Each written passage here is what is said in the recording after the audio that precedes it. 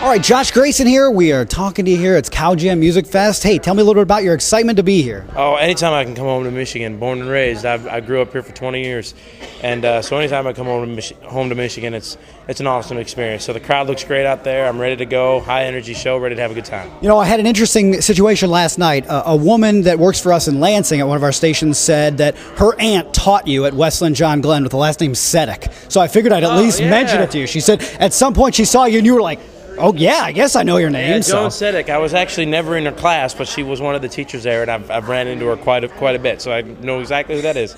Well, I figured I'd mention it. So you got a lot coming up, obviously. Career's doing well. Talk a little bit about what's next for you.